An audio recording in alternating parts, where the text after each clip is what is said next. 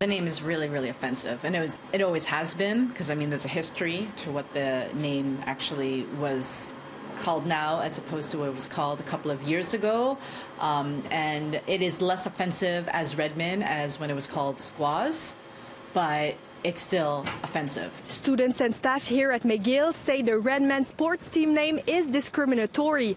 And in a long-awaited decision, the principal and vice-chancellor Suzanne Fortier says the school is officially abandoning the name.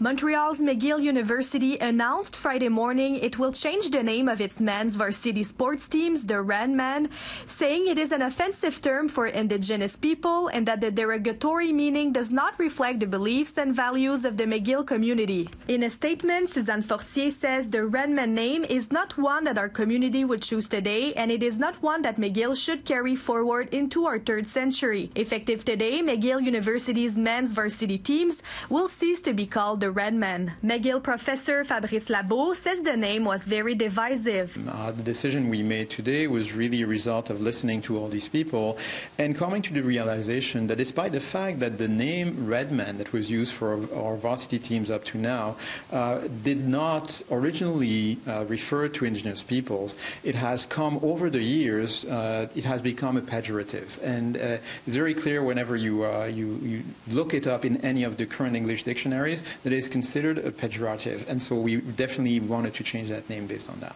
For over a year, some students have campaigned for a name change. On campus, students say they're glad their university took that decision, but say it has taken a lot of time. I think it should have been done, I think it never should have been named the Redmen team in the first place, but I think it should have been done years ago. I think it's a good thing. I'm kind of surprised it took this long, but I feel like there wasn't really much to deliberate over. It should just be easy to get rid of. I feel like it should be a fairly obvious decision. I know there was a lot that went into it that I don't know about, but in my opinion, it should have been an easy choice. The executive director of the Native Women's Shelter in Montreal, Nakousset, says McGill's decision is great because the Redmen name is offensive. We're more than just the color.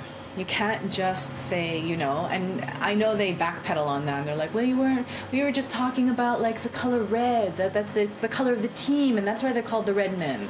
But if the color was black, would they call the team the Black Men? I don't know.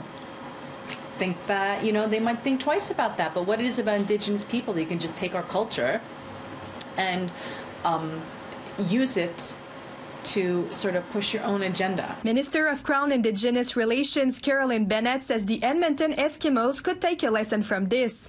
She calls the change a huge success. It really comes from the students and from their understanding of their role in reconciliation, and the fact that those students at McGill were very, very uncomfortable with that stereotype. In Montreal, Aimée Lemieux, City News.